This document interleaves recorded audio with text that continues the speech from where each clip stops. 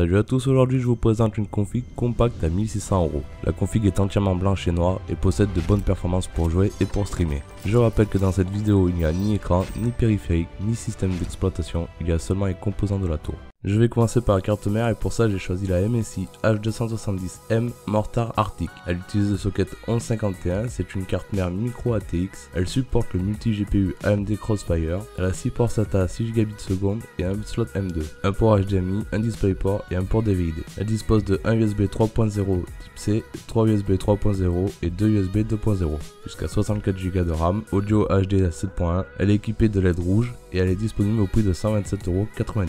Pour aller avec cette carte mère, j'ai choisi l'Intel Core i7-7700 qui est un processeur de la 7ème génération. Il utilise le socket 1151 et c'est un quad-core, c'est-à-dire qu'il dispose de 4 cœurs. Ce processeur prend en charge la DDR4, il est compatible avec la 4K et la vidéo 360 grâce à son chipset graphique Intel HD Graphics 630. Il a une fréquence de 3,6 GHz et de 4,2 en boost. Il consomme peu en énergie. Ici le ventirad est fourni avec, mais je vous conseille de le changer pour un plus performant. Il est disponible au prix de 364,90€.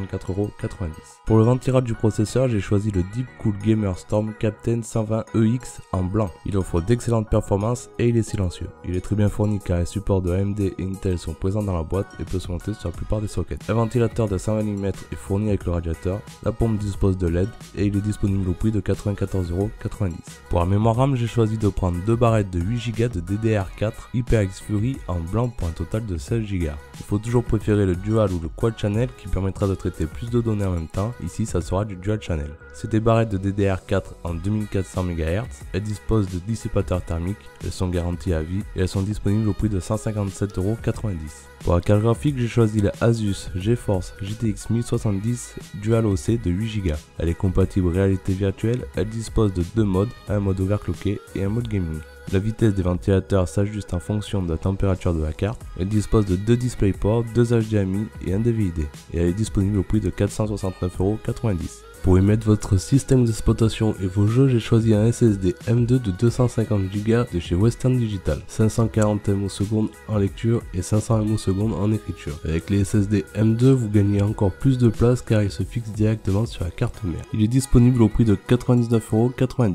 Pour le disque dur, j'ai choisi le Western Digital Caviar Blue de 1TB. Il est disponible au prix de 56,90€.